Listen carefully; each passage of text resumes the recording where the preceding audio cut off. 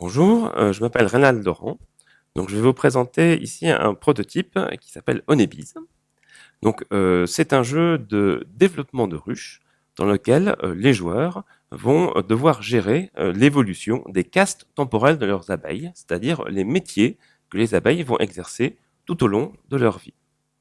Donc, c'est un jeu pour 2 à 4 joueurs qui est d'une durée de 25 minutes par joueur, mais attention, c'est un jeu qui pique les neurones. Donc le but de ce jeu, ça va être de marquer le plus de points de victoire possible, donc en gérant au mieux sa ruche. Chaque joueur possède une ruche qui comporte plusieurs abeilles. Donc une abeille, ça correspond à plusieurs disques de caste sur une piste de vie. Donc là, par exemple, nous avons dans la ruche une abeille d'âge 3, une abeille d'âge 2 et une abeille d'âge 1. Ensuite, la couleur du disque, ça correspond à la caste de l'abeille. Donc les abeilles blanches ici seront les abeilles nourrices, les abeilles bleues les abeilles architectes, les rouges les gardiennes et les vertes les butineuses.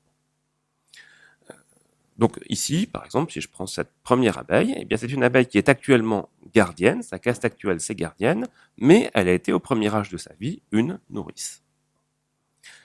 Donc le jeu il va se dérouler en 5 manches, et chaque manche se composant elle-même de 3 phases. Et donc à l'issue de ces 5 manches, eh bien, c'est la ruche qui a le plus de points de victoire qui va remporter la partie. Donc chaque manche comporte une série de phases.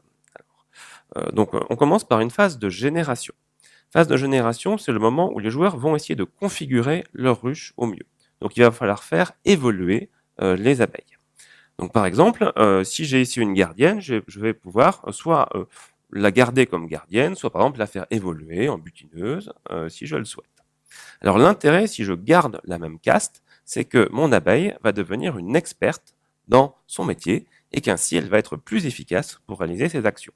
Donc, par exemple, si je fais évoluer celle-ci, eh bien, elle deviendra une experte, elle a une ancienneté de 3 dans sa caste, donc elle deviendra une gardienne experte ici.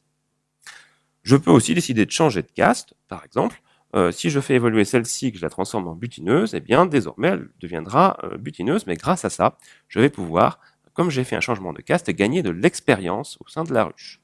Donc je vais devoir arbitrer entre garder la caste pour rendre l'abeille plus efficace, ou alors récupérer de l'expérience qui me sera utile plus tard dans la partie. Donc phase de génération, voilà, on va faire cette évolution. Il va y avoir peut-être des naissances, ou alors les abeilles qui auront atteint malheureusement la fin de leur vie vont mourir. Et donc ça, les joueurs vont le faire simultanément. On passe ensuite sur une deuxième phase, qui est une phase d'action. Phase d'action, à tour de rôle, et dans le sens horaire, chaque joueur va pouvoir réaliser une action, ou alors il va décider de passer. Donc les actions que les joueurs vont pouvoir réaliser sont de différents types. Première chose, on va pouvoir dépenser l'expérience qu'on avait pu accumuler notamment précédemment. Donc pour cela, en fait, donc par exemple, si je place un disque action sur une zone ici, je vais dépenser l'expérience qui est associée là, et je vais réaliser l'action qui est à côté. Ça va me permettre, par exemple, de faire évoluer, de rendre experte plus vite mon abeille. Donc par exemple, si je me mets là, je vais pouvoir décider que cette abeille-là, elle va devenir une abeille précoce, donc elle est experte immédiatement. Ce que je pourrais faire également, je pourrais les stimuler d'autres façons, par exemple en les rendant plus énergiques. Qu'est-ce que je vais pouvoir faire d'autre comme action? Je vais pouvoir devenir premier joueur pour la manche qui suit, ou valider des objectifs. Donc il y a des objectifs qui sont ici, qui vont changer à chaque partie. Lorsque je valide un objectif, je vais marquer immédiatement les points de victoire. Donc, le premier joueur à valider l'objectif, eh bien, il va marquer plus de points que les joueurs suivants qui vont les valider. Ce que je vais pouvoir faire également, ça va être utiliser le disque combat pour, ici, me positionner sur un prédateur. Donc ça, c'est la seule action obligatoire que les joueurs devront faire. Ils devront choisir un prédateur à un moment. Et une fois qu'un joueur a choisi un prédateur, eh bien, les autres joueurs ne pourront pas interagir avec ce prédateur-là. Donc là, par exemple, si on est dans une partie à 4 joueurs, eh bien, il y aura 4 prédateurs et chacun va en choisir exactement un. Donc les prédateurs, l'intérêt que ça peut avoir, c'est qu'il y a 2 zones. Vous avez une zone de victoire qui permettra d'obtenir différentes récompenses. Et puis vous allez avoir une zone de défaite. Si à la fin de la manche, le joueur est toujours dans cette zone de défaite, eh bien, il risque de subir une pénalité. Et enfin, dernier type d'action que je peux faire, eh bien, ça va être simplement d'utiliser mes abeilles. Donc, chaque abeille aura ainsi un rôle différent au sein du jeu. Par exemple, la nourrice, si je commence par représenter ceci, la nourrice, elle va permettre de préparer les naissances pour les phases de génération des manches suivantes. Donc, par exemple, si je décide d'utiliser une nourrice, je vais placer un disque action devant cette nourrice et je vais pouvoir progresser sur des pistes de couvain qui me permettront de faire naître mes abeilles plus tard. Si j'ai par exemple une architecte, imaginons que voilà, j'avais une architecte qui était disponible ici, eh bien, si j'utilise l'architecte, je vais pouvoir construire des choses. Donc, je vais pouvoir soit construire des rayons au sein de ma ruche pour stocker le miel ou le pollen, ou je pourrais construire des améliorations pour ma ruche, par exemple, pour pouvoir naviguer plus largement ou plus facilement sur le plateau. La gardienne, à quoi va-t-elle servir? C'est elle qui va servir justement à combattre le prédateur. Donc, une fois que j'aurai choisi mon prédateur avec ce disque-là, pour progresser sur cette piste et ainsi obtenir les récompenses, je devrais, par exemple, utiliser une gardienne de cette façon-ci. Et enfin, la butineuse. La butineuse, c'est elle qui va servir à interagir sur ce plateau individuel qui est situé ici.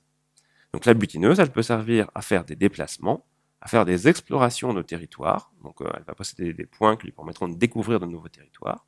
Et lorsque les territoires sont découverts, on va les remplir de miel ou de pollen, et elle pourra récolter ces miels ou ces pollens en les faisant passer du plateau central sur le plateau individuel.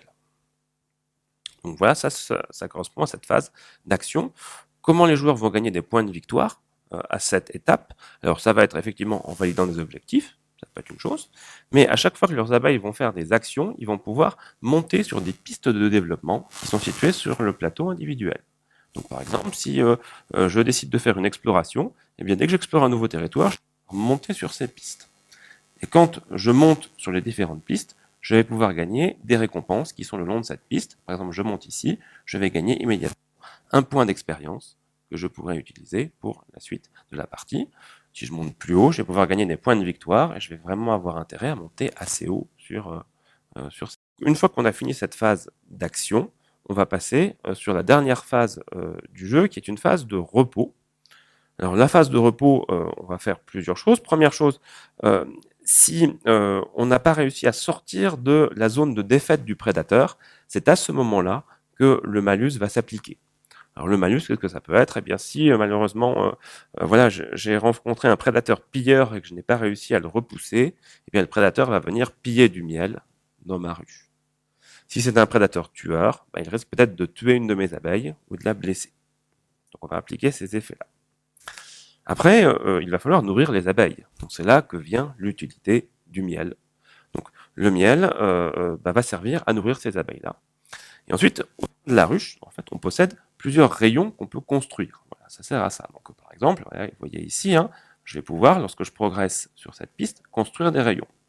Eh bien, si à la fin de la manche, par exemple, j'ai réussi à remplir mon rayon de miel et que voilà, j'ai déjà nourri mes abeilles, eh bien, chaque rayon encore rempli va aussi me rapporter des points de victoire. Voilà, enfin, en fin de manche, eh bien, ce qu'on va faire, on va mettre à jour les prédateurs de façon à ce qu'il y ait toujours autant de prédateurs que de joueurs de disponibles. On va changer de premier joueur et ensuite on va continuer sur la manche suivante. Alors, à la fin des 5 manches, eh bien, on compte les points de victoire des différents joueurs et le joueur ayant remporté le plus de points de victoire va l'emporter. Alors, qu'est-ce que Honeybees peut apporter comme sensation ludique, finalement? Déjà, c'est un jeu dans lequel il va y avoir de l'interaction. Donc l'interaction, elle va se faire à différents niveaux.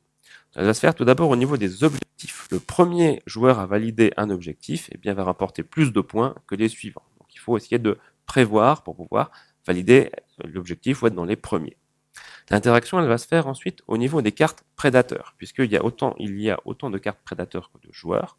Eh bien, lorsqu'un joueur est positionné dessus, eh bien, les autres joueurs ne pourront pas se positionner. Donc, certains prédateurs sont plus difficiles à battre ou ont des récompenses plus intéressantes, donc on va les choisir en premier. Et enfin, il y aura de l'interaction sur le plateau central. puisque on a intérêt à être éventuellement le premier à découvrir un territoire pour pouvoir bénéficier de la récompense, ou à être le premier à récolter le miel pour pouvoir le stocker et ainsi remporter des points de victoire. Donc l'intérêt, c'est que les stratégies dans ce jeu, elles vont être quand même assez variées. Certains joueurs vont peut-être mettre davantage l'accent sur le fait d'être premier sur les objectifs, mais parfois ça peut se faire peut-être au détriment du développement de la ruche, alors que d'autres joueurs, eux, vont par exemple faire des ruches avec beaucoup d'abeilles, et puis réussir grâce au développement sur les dernières manches à marquer pas mal de points de victoire en progressant plus complètement sur les pistes de développement qui sont ici. Donc voilà, et les stratégies, globalement, elles visent à essayer de faire un effort particulier sur un type de caste. C'est-à-dire que le jeu, il incite, par les contraintes qu'il introduit, à avoir des abeilles de toutes les castes. Mais finalement, ce qui va rapporter des points quand même, ça va être de choisir une ou deux castes et d'essayer vraiment d'aller très très loin dans ce domaine, c'est-à-dire d'explorer beaucoup sur le plateau, ou de vraiment réussir à avoir tout construit au niveau de la ruche pour marquer le plus de points. Donc voilà ainsi le challenge que Honeybees vous propose. Le nom du prototype, je rappelle, donc ça s'appelle Honeybees. Voilà, donc c'est un jeu que j'ai créé donc de Rénal Laurent.